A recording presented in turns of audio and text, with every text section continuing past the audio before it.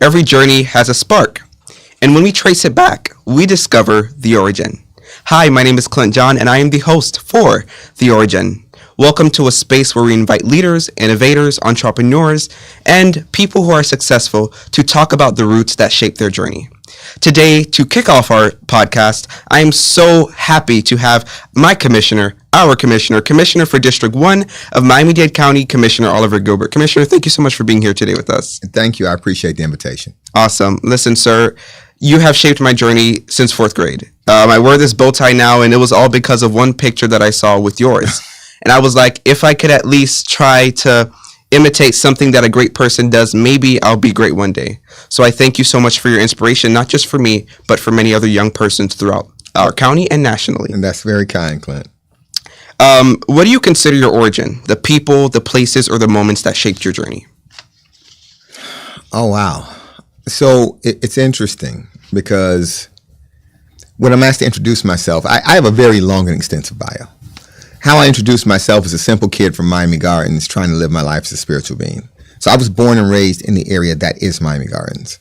Right. And, my mom was a Seventh-day Adventist teacher. She taught math, science. Later on in her educational career, she became a librarian. My dad was a Baptist preacher. And in so many ways, if I were going to trace back everything about me, it kind of goes back to both of them. Because I get my ability, I'm very hopeful, I'm very faithful, I'm very optimistic. I believe in God and his ability and how he works. And I get that from my father. I had to go to church every Saturday and Sunday. So I get that from my dad. But my process, how I want to solve a problem, how I break it down, how I analyze it, the methodology, I get that from my mom. And so I can see both of them in my life, in every decision that I make, in everything that I do, how I present speeches, how I attack problems. If you see me writing policy, they're both there. I've adopted his heart, his passion, the idea that we can all help someone. But I've adopted hers that it can't be part of a one-off. And when I say that, I talk about systemic success.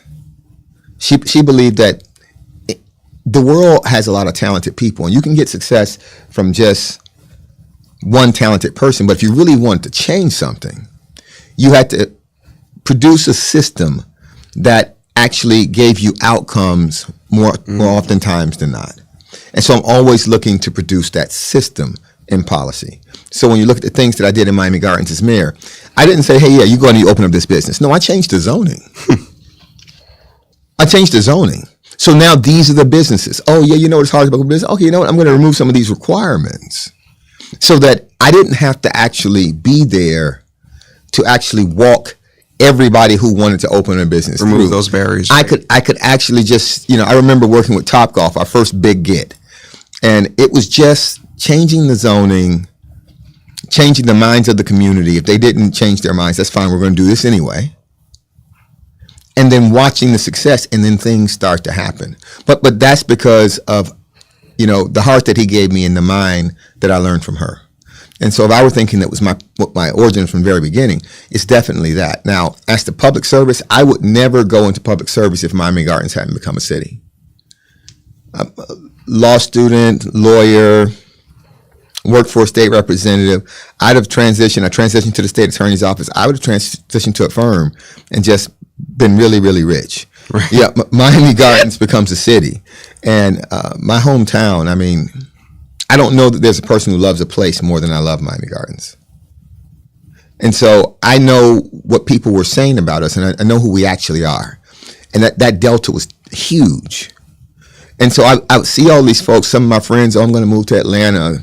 Other people living here, I'm going to move, to Miramar across 75. And I always thought to myself, man, why would you ever move someplace when you could just build whatever you wanted here?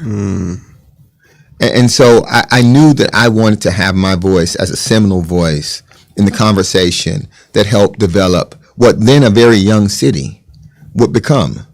People think about us now and they think about all these other things, and we have all these events and we have all these successes. All American City, we won the award record time at becoming a city. All those things happen, but that's not who we were. That's who I helped make us. And so I thought that was important, especially I was the second mayor of the city. It was important that early in our formation to have somebody who could imagine past what they saw. So people would think that, when you're creating something, it's based on what you see. Really, creation is based on what you don't see. Creation is based on what you think can exist. And so I wanted to help make it exist. And I think I did that. And thank you for doing that. And thank you for reminding us that dreams matched with action really do create big things. And so our next question is, who are your mentors growing up and what lessons did you take from them? Oh, that's my mom and my dad. Yeah, my mom's the smartest person I ever met. Like there's no, she never got anything but an A since I think it was something like fourth grade or something. And she had like, I don't know, 4 or 5 postgraduate degrees. Always an A, always top her class. She's brilliant. Living with her is torture, though, because living with someone who could correct everything you say every time is definitely torture. But it's my mom and my dad. She gave me my intellectual prowess. My dad, he was just a good, honest person. Like, if you watch me on the dais and stuff time, I get frustrated because when I say, people, that's not true. Sometimes I think that we abandon our fidelity to truth. And growing up with him, he never did. Even if it was a difficult truth, he said, he'd tell us that, hey, it's going to be hard. You're going to get punished. Tell the truth. Just tell the truth. And so I don't take that lesson lightly. And I remember reading somewhere a while back when people said, you get you learn everything by a certain age and you're just building on it. I'm always building on the things I learned from them. Right. So I just came from like an AI seminar, and the AI is great. Like, so we're learning, I guess, my staff, and we're in the seminar, and we're trying to learn how to properly use and contextualize AI. And it's wonderful. I like it. Yeah. But what struck me was my ability to get prompts are based on my lived experiences. So my ability to give a prompt right now exists it's way more advanced than my staff in some ways because my lived experience is so much broader. Yeah. And so I'm still building on, but those lived experiences build on what my parents taught me in the house. They're your first teachers, my role models. Right. And I respect my parents so much. They shape who we are and who we will become. So they're super important. And so as we talk about how your journey has been shaped, now what legacy do you hope to leave behind, both as a public servant and as a person in general? It's interesting because I get the legacy question fairly often, and I've always thought that I wasn't old enough for that. Right? I don't actively think about my legacy. But if there is anything, and people suggested, one interviewer suggested, well, the economic development in the city, okay, that's great. I have this program that I started when I was a city councilman in Miami Gardens, where a young lady was going to the University of Florida. She had to have a laptop. Her family couldn't afford a laptop. I was practicing law. I just went out and bought her a laptop. Then a friend of mine, Sandra, who's now my deputy chief of staff, she said, well, there's probably not just her. There's a lot of kids in that position where they have to have laptops. And so I said, okay, well, you know what? I went to Norland. I'll go to Norland and I'll get a list, give me like 5 kids, and let's get them laptops. And so then she said, well, if you do it for Norland, you have to do it for Carroll City, because that's in the city also. Right. And so I said, okay, well, it went from 5 to 10 laptops. And so but then every year it grew. After a while, we expanded Northwestern because my father was an alumni of Northwestern. And so if I had to pick one legacy, I bump into kids every once in a while. I just bumped into one who's finishing medical school. She's still using the laptop. I got PhDs who are using a laptop. There are kids who use that laptop to get educations and further their careers and pursue their dreams. If I had to pick one thing that I thought was just like this memorable thing, the thing that I did that no one else was going to do, I helped those kids when they needed help. And I'm a firm believer that if you really want to affect history, affect the people who are going to be alive. Right. So those kids are the people who are going to be alive the longest. Those kids are going to college, and then they're going to go to grad school, and then they're going to be a professional. Help them. And helping them doesn't just help them, because now they have the example of helping somebody when they didn't have to. I didn't have to help them. Right. So even if I just gave them that by way of example, maybe they'll do it also. It's stuff like that. It's the trips that I take the young people on. You know, my spring break expedition. Well, the first year we went to the Grand Canyon, and the second year we did New York and Broadway, and the third year we did DC and all the museums, and the fourth year we did a civil rights tour through the South. Like, kids go on these trips and they cry, and they're like, it is, a lot of kids haven't even been on planes before. But even besides that, they're seeing things that they had only ever heard about or read about. And so I've expanded their horizons. We went to, I think it was Tennessee State University, we visited. And two of the young men who we went on the trip filled out an application to Tennessee State, and they're in school right now at Tennessee State University. Wow. They're in college right now because I said, let's take this trip. And they wrote their essays, and they got chosen, and they're at Tennessee State right now.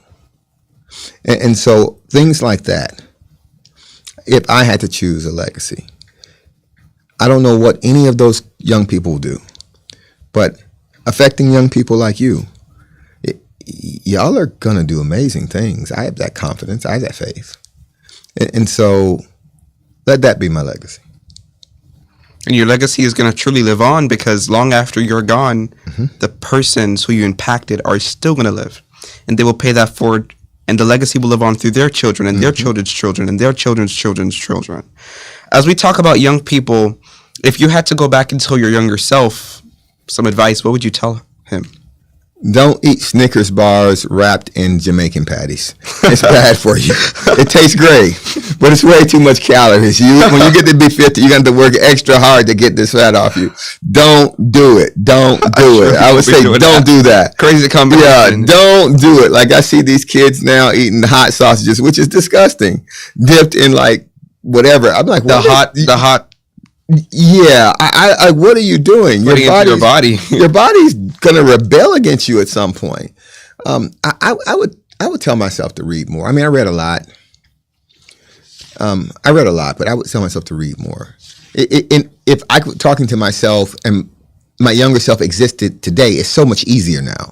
So when I was growing up, you know, I grew up in Miami Gardens. We'd have to wait until like Saturday or after school, and we'd walk to the North Dade Regional Library. We didn't have the internet. So the kids today are growing up with the internet. Right in front of us. Yeah, you have like the Library of Alexandria on your phone. You have anything you want to reference on your phone. The only thing that's stopping you from being brilliant is sheer complacency and laziness. Like, if I had, like, sometimes I'll be riding in the truck and the officer's driving, I'll just like have a thought and I'll just Google it. And now that I have chat, you know, I'm like, oh, yep, you know what? Let me just see if I can figure this out. Oh, yeah, let's run this exhaust. Let's think about this. Let's do this. Yeah, so I just keep on learning. Like, learn as much as you can. There's no such thing as having too much information. So no matter what you're going to do, you can start doing it now. If you want to be a doctor, you can talk to chat about that. You can read so many things. You can read every medical article. You can do it right now. You can do it. And so I would encourage myself in that stuff, because like, I was curious as a child, but it took so much. I had to have somebody walk with me, and then how long can you stay? And, okay, that was a lot. That obstacle is gone. But now I just gotta be in front of a computer or pick up a phone. I do that.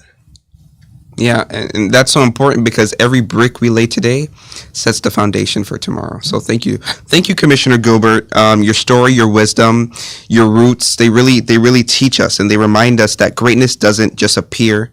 It's built in small moments and choices and people who shape us along the way. Thank you so much.